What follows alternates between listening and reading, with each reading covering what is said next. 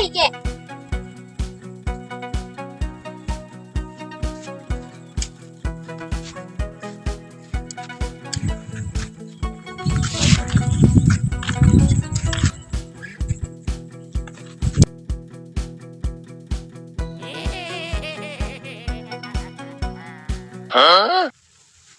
আলহামদুলিল্লাহ আমার ক্ষেতের ফসলগুলো তো ভালোই হয়েছে তা খেতে গুন্দু করে কি বুঝলাম না খালি গন্ধ করতেছে তুই আনু কি করস